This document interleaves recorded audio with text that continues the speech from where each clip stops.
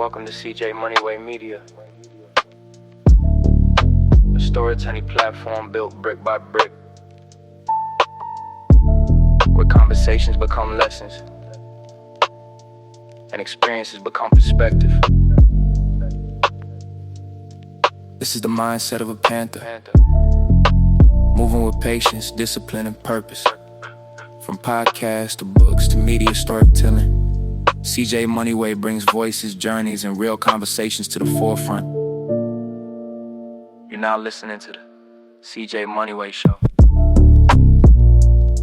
What's up, my good people? Welcome to the CJ Moneyway Show, powered by Bleav Network and CJ Moneyway Media. Here on the show, we bring you transformational conversations with leaders, entrepreneurs, innovators, authors, athletes, creators, and everyday people who are building lives of purpose and making an impact that extends far beyond themselves.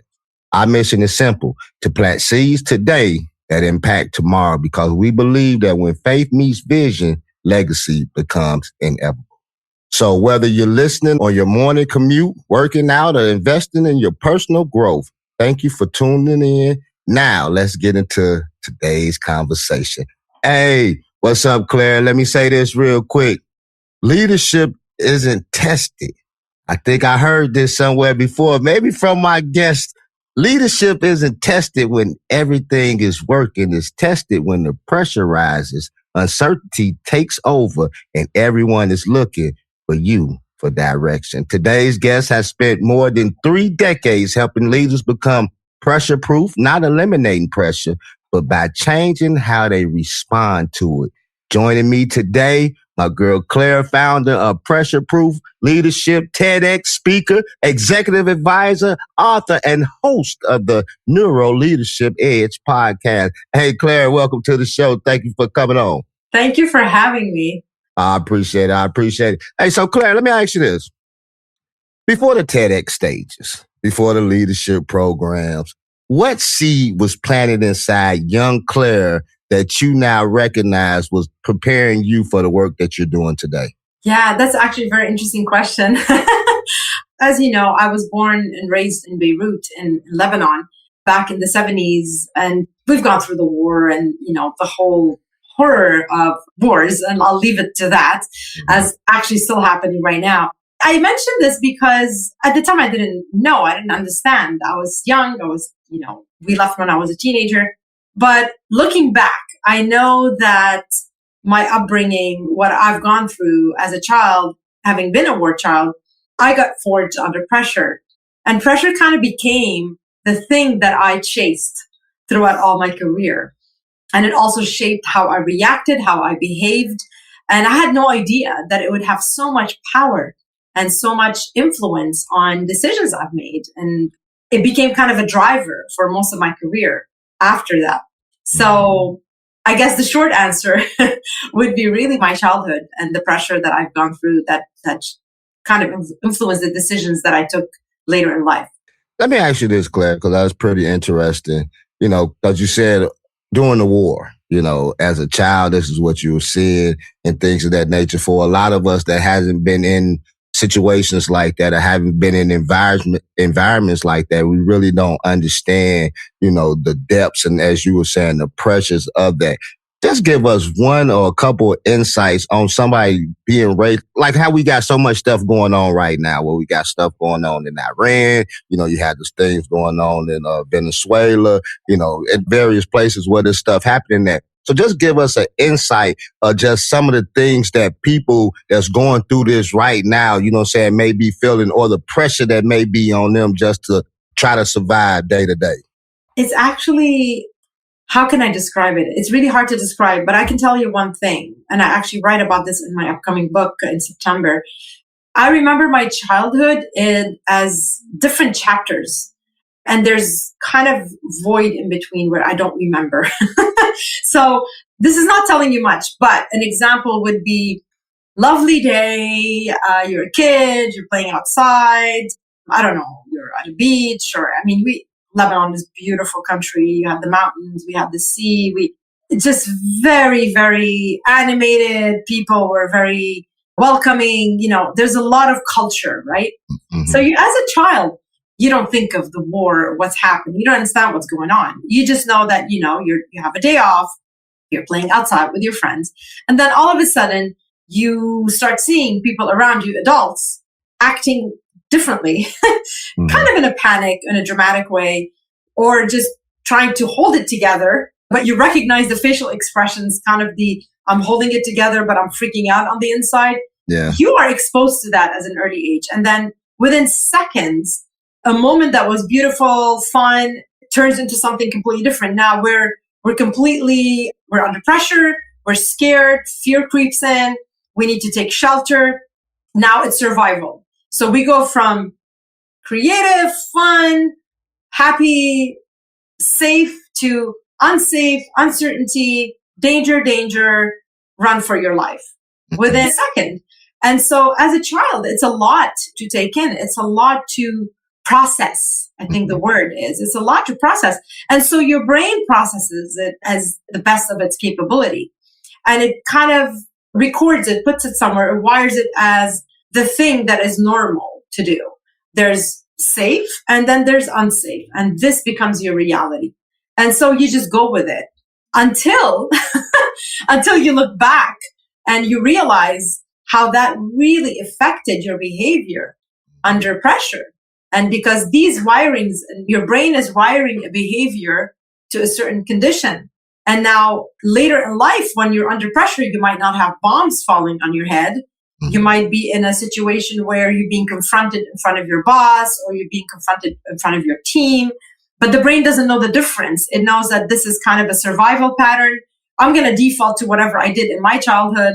And it goes and snap into that survival pattern that shaped you as a child that is not serving you right now as a leader in front of your team trying to survive. So I don't think people understand the magnitude of what goes on in an adult or a child's brain when these conditions are happening, when there's war, when there's uncertainty, when there's lack of safety. And basically, I'm not even talking about certain war children that are going through, just war families that are going through famine or they don't even have a shelter. We were privileged enough or I guess blessed, I should say, to be able to run for shelter. We were blessed enough to have enough time to gather, to have a box, an emergency box with food and run with it to the shelter because we didn't know if we would be there for 24 hours or 48 hours or a week. And some people just don't even have that privilege or they're not even, they don't have that chance. So I can't even imagine, I'm not in any way comparing what I've gone through as a child to anybody going through war right now. I think we all live it in a different way. But I think it's important for us people that are in a safe environment right now, that we're lucky enough to be safe in a safe environment, to understand what people are going through when they are under attack. It's so big, it's huge, and I don't think we talk about it enough. And I think it's also that feeling of restlessness, because what can you do about it besides providing, maybe donating? You can't do anything. You can just be empathetic. You can pray. You can have them in their thoughts. Maybe you can be more grateful with the life you have and stop complaining about the little things that really don't matter when you think of other people that have nothing, that don't even have water, right? So, yeah, that summed it up right there. Just be grateful and thankful for the position you are, whether you have little or whether you have a lot. Be thankful that you're still here. You're not dealing with a lot of things that a lot of other people going through. And I thank you for giving us some insight, just some insight, clarity on what people actually go through and the mindset when you are exposed to things like that, especially at an early age. So let me ask you this, Claire. You spent decades around executives. What's the biggest misconceptions leaders have about pressure? Oh, God, that's such a good question. The biggest misconception about pressure is that it's normal. It's just what it is. And the worst misconception, the worst one I can think of is that I love pressure. Pressure is good because I get so much done. When I'm under the gun and I'm under pressure, I live off that thing and it really motivates me. It got me to do a lot and achieve in my life. And that's the biggest misconception because yes, to a certain extent. Mm-hmm. The problem with that is that a lot of leaders are not fully aware what pressure is actually doing to their thinking, to their decisions, to how they show up and their behavior under pressure. They are just focusing on the good thing that pressure is doing because it could drive you and motivate you and, you get things done. You have a deadline. You might be a procrastinator and you need that little pressure in order for you to have that inner intrinsic motivation to get something done. But what happens is when you're under pressure, you're pretty much functioning from a survival brain, not from your strategic brain, your prefrontal cortex. You're literally in your amygdala, the back brain, the survival brain that kept us alive, kept our ancestors alive, and it's still keeping us alive. Mm-hmm. The thing with that is when you're in your survival brain, you might be getting things done and you're running on adrenaline. However, it's affecting your decisions. It's affecting your focus. It's affecting a lot of things you're not aware of. It's affecting your behavior and your relationships. You're still getting the thing done, but you're not looking at what the cost of running under pressure. And until you start looking at that and objectively observing yourself under pressure and maybe do a couple of assessments, 1 or 2, which I'll be sharing with you and your audience. They're free, by the way. So then you're like, wow, okay. So my default under pressure is control. That's one of my pressure archetype. When you do an assessment, you're like, wow, I never really thought about it that way. So when you start being self-aware of these behaviors, at least you have a choice now and go, okay, do I need to control the situation right now? Because does it really require for me to control? Is this the best thing I could do right now for myself and my team in this situation? You are asking the question. You are making the choice. But when you're not aware and you're just running under pressure, you're not even making a choice. Pressure is running you. Mm. What I'm saying, and I'm challenging people out there, is to think pressure might be serving you right now, but has it been running you all along? All I'm saying is stop, look at it, understand what pressure is doing, who you become under pressure, and decide, does this behavior really helping me right now? Or do I really, maybe if I'm a controller under pressure, maybe the situation is not really necessary for me to control. Maybe I could pause and let my team handle it because I think that would be a great way to show them that I trust them. I'm just throwing an example out there. Yeah. Right? So, yeah, 24/7 pressure, running under pressure and running into the survival brain, using the survival brain is not natural. It's not natural. Our ancestors didn't run in their survival brain 24/7. They weren't maybe being chased by a puma or a bear 24/7. We are running right now as if our brain is running as if we're being chased by a bear or a puma or a tiger. Whereas it's just everyday life. And if I'm getting chased by a bear or a tiger, I am out of here, Claire.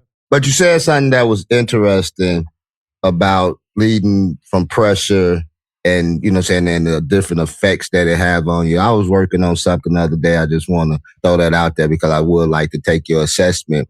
A lot of times the internal, like we don't deal with the internal person. And so sometimes when pressure comes, as you say, we kind of tend to run away from things, although we're leaders. You know what I'm saying? We're leading people, but we haven't controlled our internal feelings, it's like emotions and things of that nature. We let it filter out because we're so busy trying to work on the external part of it, but the internal part is missing. And so when I'm missing the internal, which is me, which is inside of me, how I deal with pressure, how I deal with conflict, how I deal with trials and tribulations when they come about, I'm trying to deal with it in an external factor because it's right in front of me. But I can't really deal with it externally because I haven't dealt with it internally. So that's just something that I was just throwing out there. I wanted to see what you had to say about that. Yeah, no, I think it's exactly what it is. And I always say, you cannot lead before you can learn to lead yourself first. Leadership is from the inside out. It's not the other way around. And often I speak to leaders and they're a bit overwhelmed. They're probably really going through a lot. And who doesn't, right? There's a lot going on. They usually, their instinct is to look outside. My team is not performing. We have going through an M&A, a merger and acquisition, for instance. I'll just give an example. This is not going well. We're not communicating. We're not collaborating. The team is not that. Yeah. And then the first question I asked that leader, what about you? How are you? How are you doing? How are you coping? Yeah. And that stops them. And usually they say, I haven't really thought about that. If you're going to lead a team, it's much easier to see what's outside of you, right? It's not easy to read your own label. And that's where, I guess professionals and experts like myself, or coaches or whichever come in, because you need that person to be able to read your label. Sometimes you're not able. I need somebody to read mine too. And what I did, I was forced to kind of read my own when I hit a wall about 3 years ago, and I had to kind of learn how to coach myself. And that is possible. We are able to coach ourselves. If we build that self-awareness, if we start being interested to understand what is driving us, where it's coming from. Call it self-therapy, but it's extremely useful when it comes to productivity, transforming yourself, being productive, being successful in what you do. If you don't understand yourself, you don't know how this thing is running, and especially your brain, how your brain was wired since you were 3 years old, because you're defaulting to your 3-year-old brain when you're under pressure, your survival brain. That survival brain started forming at the age of 3. And it wired a certain behavior that served you as a child. But is it serving you right now? Yeah. So, very interesting. Very interesting when you look on the inside of things, as opposed to looking just outside of you. Yeah, I like it. You know what I'm saying? Like what you're explaining now, what I want the audience to get is that, she's talking neuro leadership, but these are everyday basic principles about life, period. Absolutely. This is life. You know what I'm saying? Like, Absolutely. This is life for a man trying to lead his family. If you haven't dealt with yourself internally, but you're still trying to lead, it's like, okay, like you said, you ask, well, what about you? But you can tell your wife what to do. You can't even lead yourself, man. So we just gonna leave y'all with that nugget right there. Neuroscience, NeuroLeadership Edge, right here on the CJ Moneyway Show. Hey, so let me ask you this, Claire. What does neuroscience teach us about fear that traditional leadership books usually miss? Fear is a survival response. Now, your brain's only job is to keep you alive. That's it, especially around danger, obviously, Actually, there's a lot happening subconsciously, and the brain is managing the whole body right now. Is with my gestures, I'm breathing. There's a lot going on inside my body that the brain is signaling that I'm not aware of. That's the brain job. But what I mean is that under danger, when the brain senses danger, what is danger for the brain? It's a situation that it's not recognizing. It's not registered in its neurons and its wiring. I don't know this thing. We can call it outside our comfort zone. It's an unknown. It's an uncertain thing. I'm not really sure what label to put on it. So it's going to put you in survival brain because the only job is to keep you alive. So it can be something really silly. That's where fear comes in. Fear is kind of a response of the brain saying, you should be scared right now, to keep yourself safe. Don't jump into a void. Don't jump off the cliff. I want you to be scared because that's dangerous for you.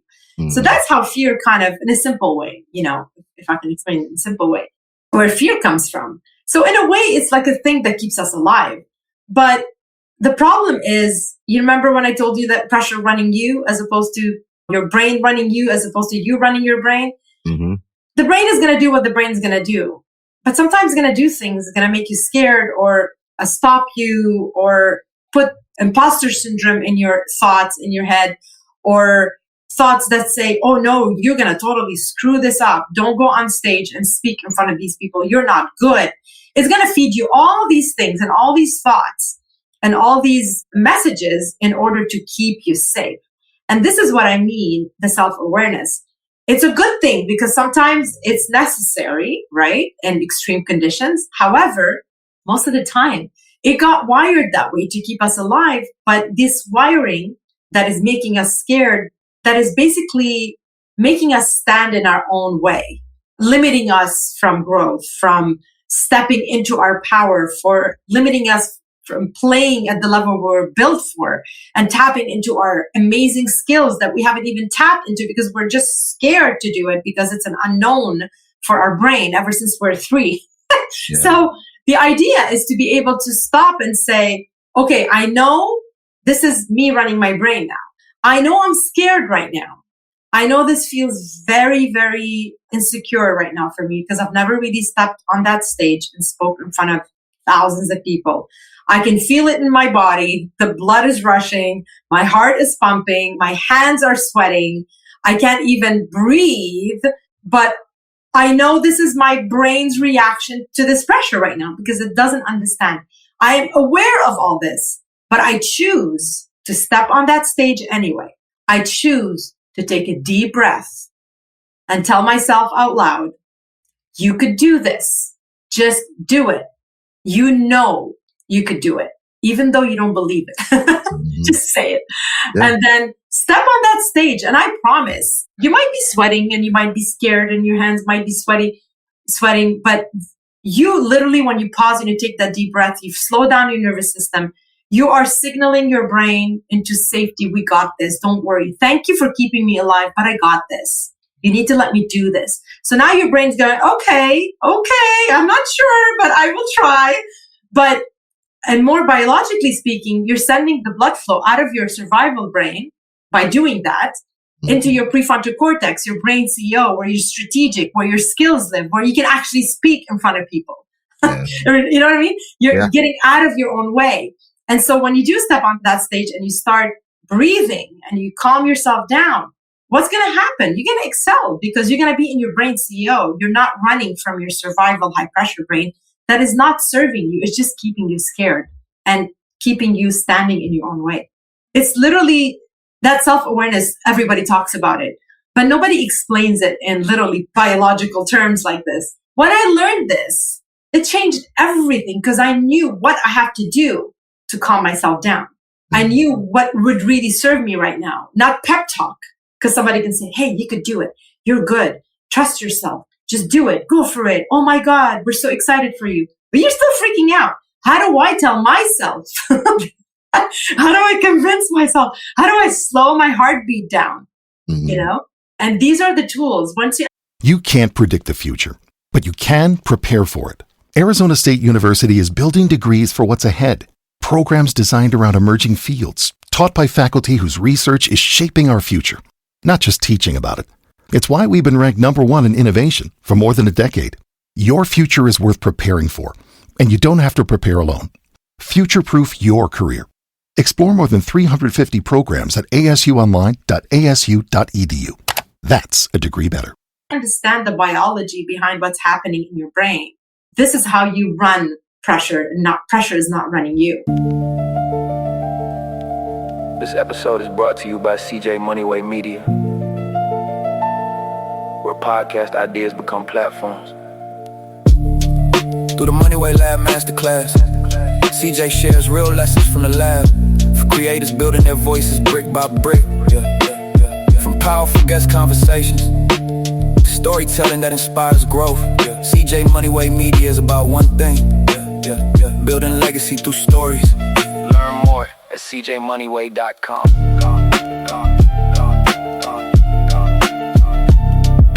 Music style. Let me ask you this, Claire. You know, you said something in that was really intriguing. And the way that you brought it up, the points there, how you stepped it up. You say, get on that stage and you won't have fear. So let me ask you, so building a speaker stage, before you went on the TEDx stage. So just explain how the preparation, you know what I'm saying, of speaking in front of conventions or going to the school community center speaking, like when you first started, until you got that big call to say, hey, we want you to do a TEDx speak. Because from what I'm understanding and from what I'm hearing, thanks to my man Steve that want to help me with my framework on the TEDx speech. You offered that to do that to me. And so, cause I said, man, I ain't ready for no TEDx speech. You know what I'm saying? And so from someone who has been on that stage and has been preparing themselves to get there, what does it take? As you were saying, the fear and everything. What does the early part, getting all that out, how does that prepare you for the biggest stage? I think a lot of people have different ways of preparing for something like that. But I can speak for my own experience. Actually, I'll rewind way before TEDx, because that was the time when I was just in panic being in front of people.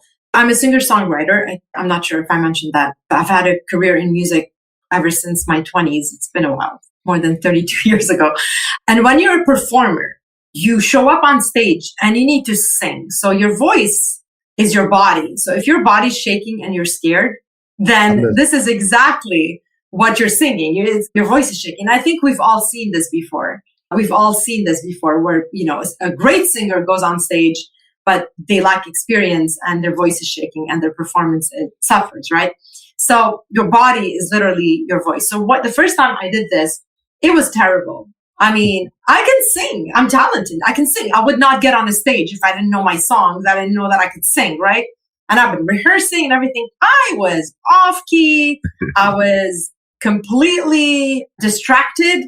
I was scared. I was literally freaking out. And when you're singing, I'm not playing guitar. Yeah. When you're singing, it's your body. So whatever's happening in your body, it's coming out on stage. And I remember that moment. It was a shock to me. It was like trauma, literally. But it was a show. I had to keep going. So I kept going. Yeah. It really got better. Now, the next time I stepped on that stage, I had that trauma. I'm like, oh my God, da-da-da.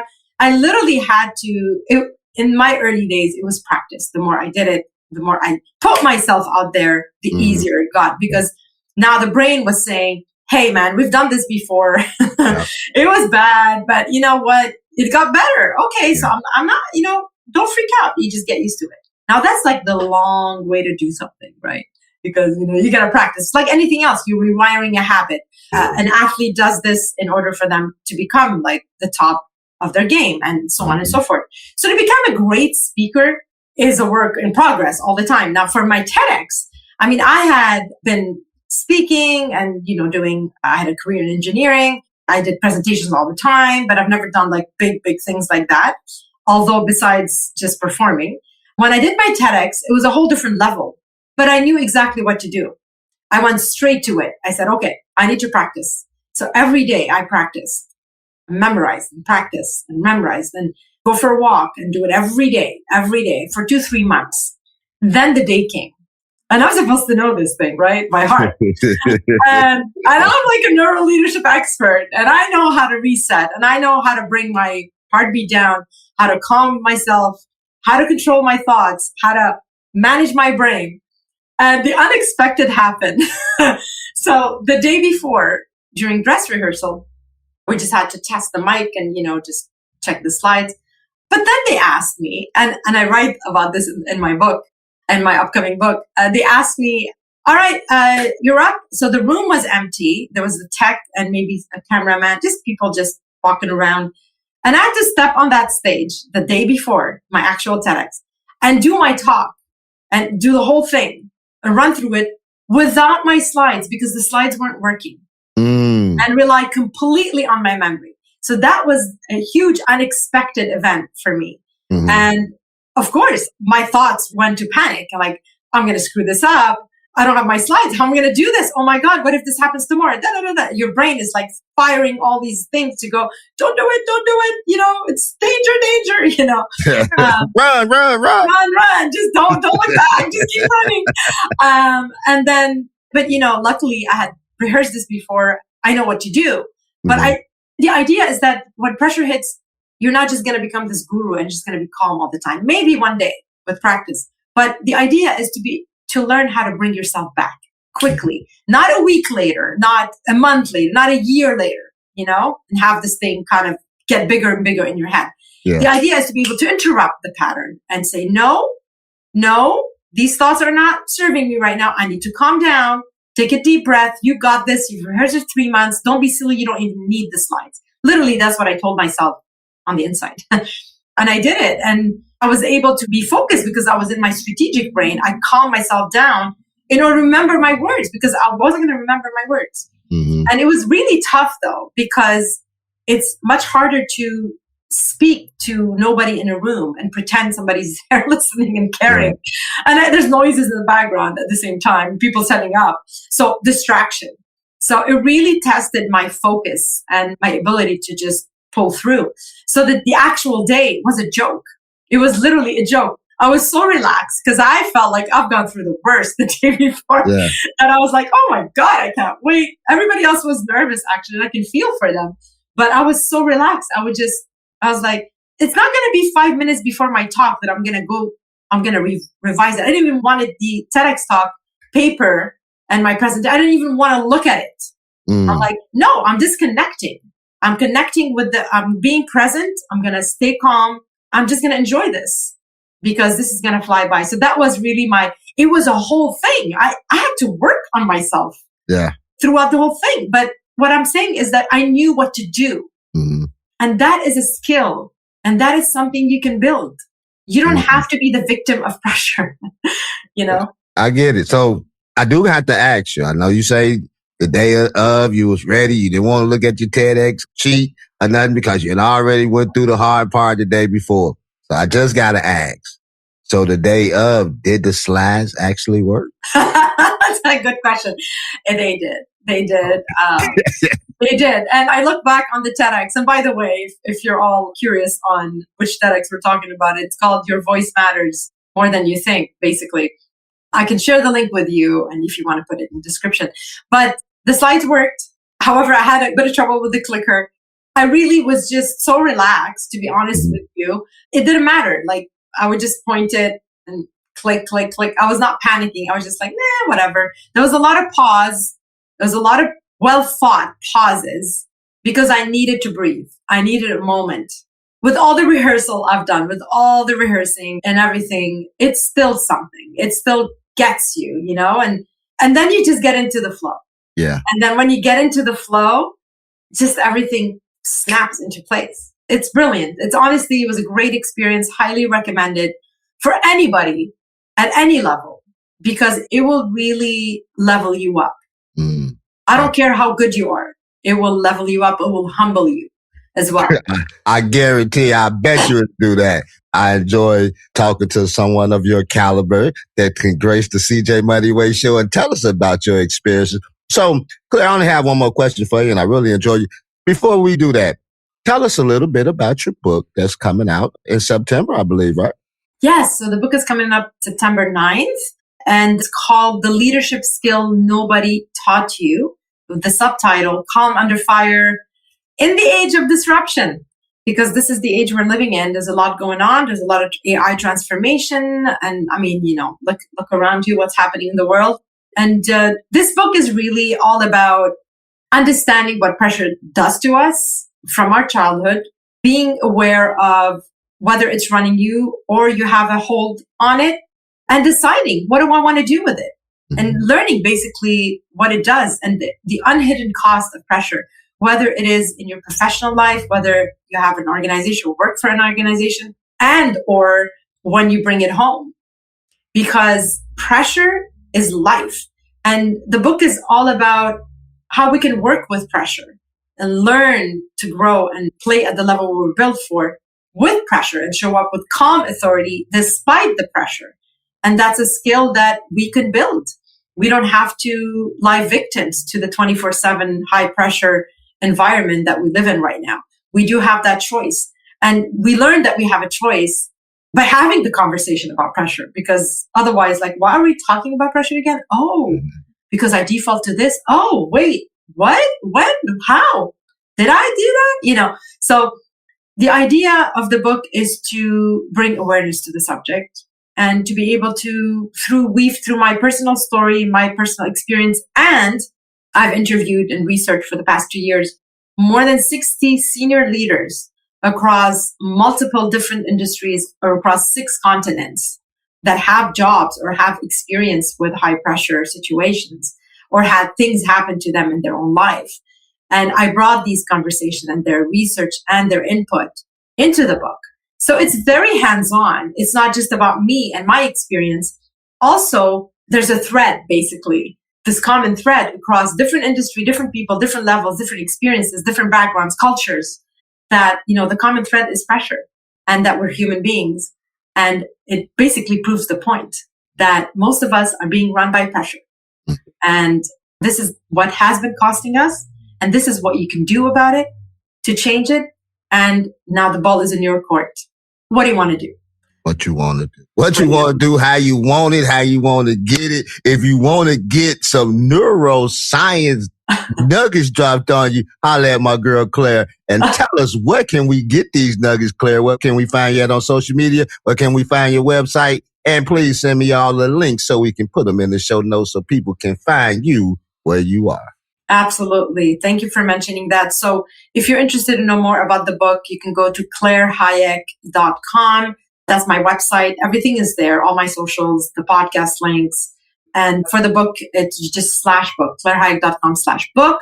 You can register to be an early reader and you'll get access, a pre-launch access to the book and some freebies along the way. Besides that, I will be sharing with you, a whole bunch of links, about 2 to 3 links for assessments that your audience can do. If you're listening to this and going, okay, I really want to know what my pressure archetype is, or how am I performing under pressure? Am I pressure proof or not? Is my team pressure proof or not? I will be sharing the pressure and performance scorecard with you, the pressure archetype, and as well as basically pressure resets that you can practice starting today, and basically to get pressure under control and start doing something about it. So I'll be more than happy to do that. And as far as socials, again, it will be on my website. You can find me on LinkedIn. I'm on all social platforms, and I'd love to hear from you and if I can help you in any way. Claire, appreciate that. One more question before we get out of here. If someone listening today feels like they're currently living in their storm, what seed should they plant today that will eventually become tomorrow's harvest? Yeah, I think listening to this podcast and listening to this conversation is already a huge step, because when you see something, you cannot unsee it. And what you've seen, and I hope that you've seen through this episode, that there is a hidden cost when it comes to pressure. And I just hope that this episode makes you stop and reflect, right? That's one little step. Just if you can just pause and think about it, do an assessment or two, just to try to understand what's happening. Or just pick up the pressure reset scripts and apply 1 or 2. I'm talking simple, 30 seconds, breathing or pausing before you jump at somebody, learning what triggers you, how you can manage that, understanding how you're behaving or your pressure default is affecting your family, is affecting your kids, your parenting, how you show up in life. And knowing that your brain is neuroplastic, that means it could be rewired to new habits, new life, a transformation that you choose to have in your life. And you can do this. I don't care if you're 20 years old, 30, or 90, or 95 listening to this. The brain is neuroplastic regardless of age. We can still change and wire it to work for us as opposed to against us. So breathe.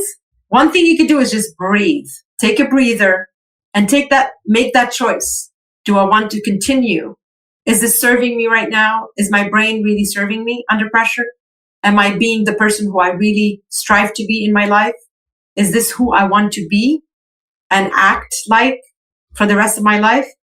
And only you know the answer. And regardless of what it is, then you can take action.